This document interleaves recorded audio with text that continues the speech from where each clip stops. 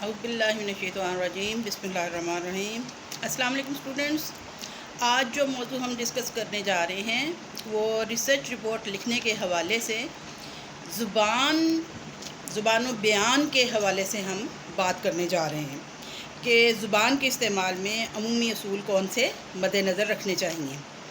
سب سے پہلی بات تو یہ ہے کہ اچھی رپورٹ کے لیے جو بنیادی اصول بتائے گئے ہیں اس میں سب سے پہلی بات بتائی گئی ہے کہ اختصار ہونا چاہیے، پھر کہا گیا کہ یکسانی ہونی چاہیے، وضاحت سے بات کی جائے اور دھیما پن ہو۔ تو زبان جو استعمال کرنی ہے اس کے حوالے سے جب ہم بات کرتے ہیں تو اس کے لیے یہ ہے کہ تحقیقی رپورٹ کی تیاری میں جو بنیادی بات آتی ہے وہ زبان کے استعمال کی ہے۔ چنانچہ زبان کے استعمال میں چند اصول جو ہیں ان کو مد نظر رکھنا بہت ضروری ہے تاکہ جو آپ رپورٹ رائٹ کر رہے ہیں اس میں زبان کا استعمال بہترین ہو اور آپ کی رپورٹ شاندار اور اچھی بن سکے۔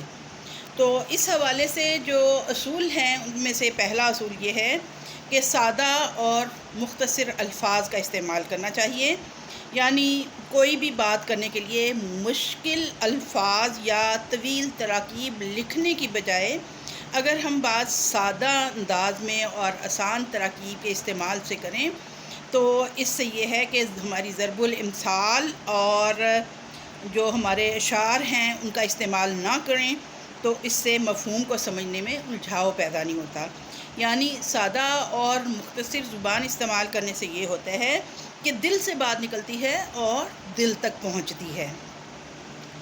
دوسری بات اس میں آ جاتی ہے مانوس الفاظ کا استعمال، یعنی ہم جب کوئی اپنی رپورٹ لکھ رہے ہیں تو اس میں ایسی زبان کا استعمال نہ کیا جائے جس کو سمجھنا قاری کے لیے مشکل ہو، یعنی عام فہم انداز میں اپنی رپورٹ کو رائٹ کیا جائے۔ ہم جب بات کرتے ہیں مانوس الفاظ کی تو مانوس الفاظ وہ ہوتے ہیں جو کہ ہم عام طور پہ استعمال کرتے ہیں، یعنی ہر فرد جو ہے اپنے بات چیت کے دوران ان الفاظ کو استعمال کرتا ہے۔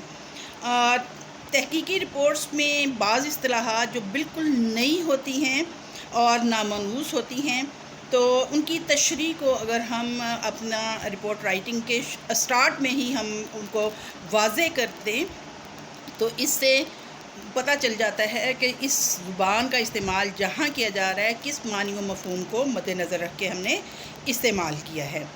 پھر یہ ہے کہ الفاظ کے استعمال میں کفایت شاعری کا استعمال کرنا چاہیے۔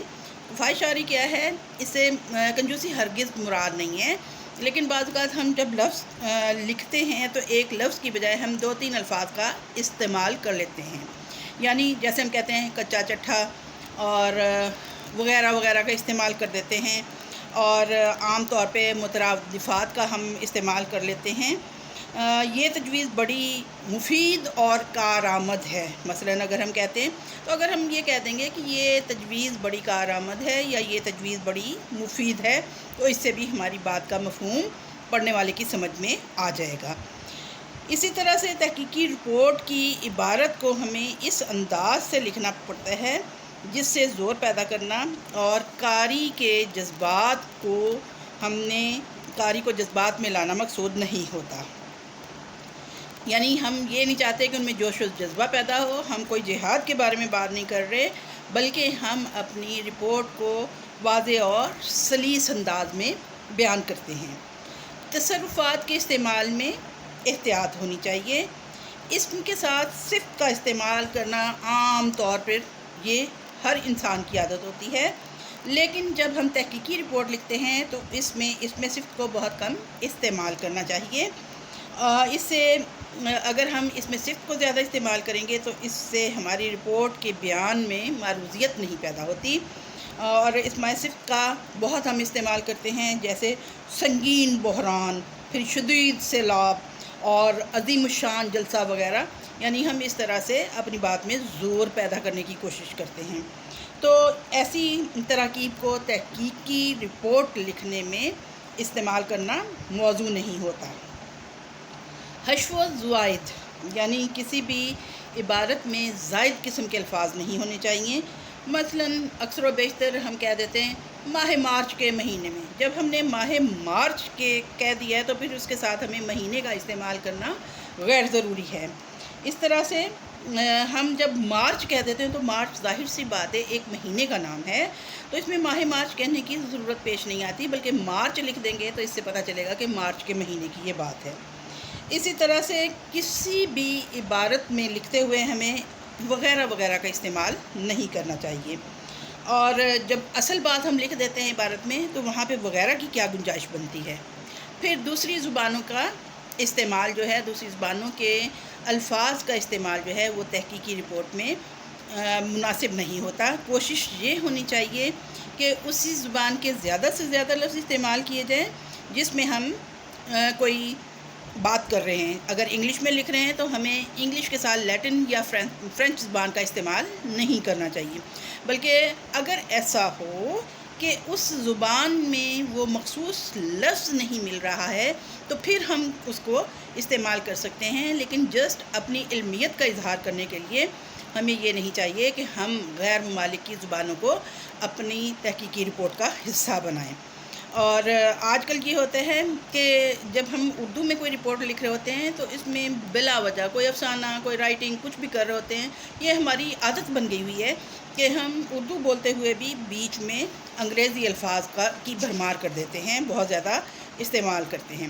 تو اس لیے اگر اردو زبان میں رپورٹ لکھی جا رہی ہے تو اس میں زیادہ تر اردو زبان ہی کے الفاظ کا استعمال ہونا چاہیے. اور کوئی ایسی وجہ ہے جس کی وجہ سے ہمیں یہ علاقائی زبانوں کا کوئی ورڈ استعمال، اگر لفظ استعمال کرنا ہی پڑ جائے تو اسی صورت میں استعمال کریں اگر اس کا مترادف لفظ ہمارے پاس موجود نہیں ہے. پھر منفی جملوں کا استعمال، یعنی منفی جملوں کا استعمال قطعاً نہیں ہونا چاہیے ہماری تحقیقی رپورٹ میں. بعض اوقات یہ بھی ہوتا ہے کہ جب ہم کوشش کرتے ہیں کہ مثبت انداز میں بات کریں تو جہاں پہ منفی فقرہ استعمال کیے بغیر ہماری بات نہ بن رہی ہو تو وہاں منفی ترکیب بھی استعمال کی جا سکتی ہے، لیکن کوشش یہی ہونی چاہیے کہ منفی تراکیب کو کم سے کم استعمال کیا جائے. بعض محققین اپنی تحریر میں ہر منفی فقرہ استعمال کرتے ہیں اور یہ بالکل نامناسب بات ہوتی ہے. پھر متکلم اسماء ضمیر سے گریز کرنا چاہیے. عبارت آپ جب لکھ رہے ہوتے ہیں تو اس میں فاعل میں یا ہم کا استعمال نہ کریں، یعنی واحد یا جمع متکلم کا استعمال ہو رہا ہو تو اس سے گریز لازمی ہے. یعنی آپ یہ تو کہہ سکتے ہیں کہ محقق کے خیال میں یہ بات ایسے ہے، آپ یہ نہیں کہہ سکتے کہ میرے خیال میں یہ بات ایسے ہے. اسی طرح سے جیسے اگر آپ نے لکھنا ہے کہ اساتذہ کا انٹرویو کیا گیا تو اس میں کہہ سکتے ہیں کہ محقق نے اتنے اساتذہ کا انٹرویو کیا، یہ نہیں کہنا چاہیے کہ میں نے اتنے اساتذہ کا انٹرویو کیا. بناوٹ جو ہے فقرے کی وہ درست ہونی چاہیے. تحقیقی رپورٹ کی عبارت میں اگر گرامر کی غلطیاں ہوتی ہیں تو رپورٹ کا وقار مجروح ہوتا ہے. اس لیے کوشش کرنی چاہیے کہ جو رپورٹ رائٹنگ ہے اس میں ایسا تاثر نہیں ہونا چاہیے جس سے گرامر کی غلطیاں ہوں.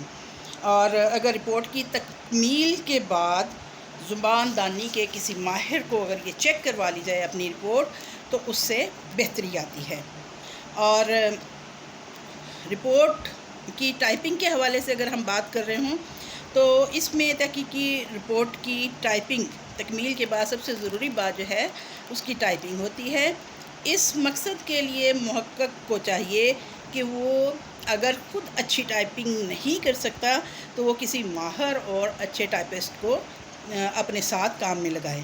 اگرچہ اس کام کے لیے اس کو خرچ کرنا پڑے گا، بجائے اس کے کہ وہ خود ٹائپنگ کرے اور اس میں ہر لحاظ سے غلطیاں ہوں، اسپیلنگ مسٹیکس ہوں یا گرامر کی غلطیاں ہوں. اس کی بجائے یہ ہے کہ کوئی اچھا ٹائپسٹ ہوگا تو اس سے ایک تو اس کا اپنا ذاتی وقت کم لگے گا اور دوسری بات یہ ہے کہ اس کو ذہنی کوفت نہیں ہوگی.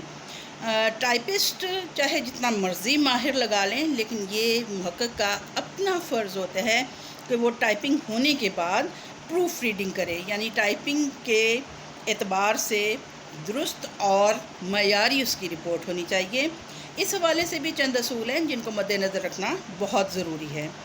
ٹائپنگ کے لیے ہمیشہ اچھا کاغذ استعمال کیا جائے جو ایک دفعہ ربر کرنے سے خراب نہ ہو، یعنی اگر کہیں رب کرنے کی ضرورت ہے تو وہ پھٹ ہی نہ جائے۔ اور اس کاغذ کا سائز جو ہے وہ 8 سے ہی 1/2 اور اس کو ہم ضرب دیتے ہیں 11 انچ سے، A4 ٹائپ کا پیپر جس کو ہم کہتے ہیں۔ اس کے ساتھ ساتھ یہ ہے کہ ٹائپ کرتے وقت وہ ایک گائیڈ شیٹ تیار کر لے، یعنی اس کو پتہ ہونا چاہیے کہ کس طرح سے ہم نے اپنی رپورٹ ٹائپ کروانی ہے۔ اور حاشیہ جو ہے یہ ہمیں باقاعدہ بتایا جاتا ہے جس یونیورسٹی کے تحت ہم کام کر رہے ہیں کہ اس میں ہر سائڈ پہ کتنا مارجن چھوڑنا ہے، یعنی اوپر کتنا ہوگی جگہ، نیچے کتنی جگہ ہوگی، دائیں سائڈ پہ کتنی ہوگی اور بائیں سائڈ پہ کتنی جگہ ہوگی۔ اور جس طرف سے جلد بندی کروانا ہوتی ہے اس سائڈ سے 1.5 انچ حاشیہ کم از کم چھوڑنا ضروری ہوتا ہے۔ اور اردو کے مقالے میں ہم جب یہ بات کرتے ہیں تو یہ دائیں طرف چھوڑا جاتا ہے، جبکہ انگلش میں جب ہم مقالہ تحریر کرتے ہیں تو یہ بائیں طرف چھوڑا جاتا ہے۔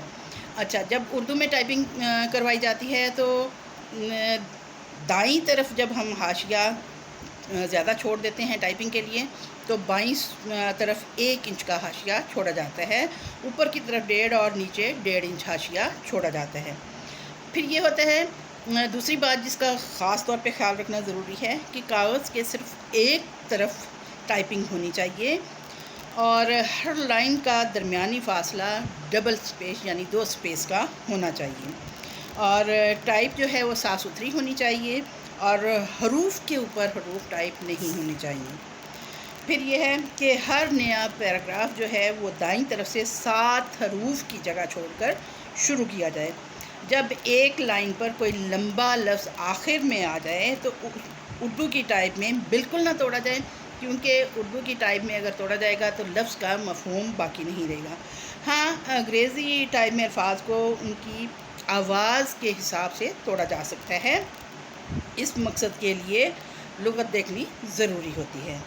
اگر کوئی متن کسی اور حوالے سے نقل کیا جائے تو ضروری ہے کہ وہ 3 لائن سے زیادہ نہ ہو اور وہ سنگل سپیس پر ٹائپ کیا جائے۔ یعنی ویسے تو کہتے ہیں کہ ڈبل سپیس پہ آپ نے ٹائپنگ کرنی ہے، لیکن اگر آپ کوئی حوالہ دے رہے ہیں اور کہیں سے نقل کر کے دے رہے ہیں تو اس کو آپ نے سنگل سپیس پہ درج کرنا ہے۔ جب ان ہدایات پر عمل کیا جائے گا تو تحقیقی رپورٹ جو ہے وہ بہت خوبصورت ہوگی، خوشنما ہوگی اور اس کو پڑھنے میں بھی آسانی ہوگی۔ امید ہے رپورٹ رائٹنگ کے ابتدائی مراحل سے آپ اچھی طرح آگاہ ہو چکے ہیں۔ اوکے دین، اللہ حافظ۔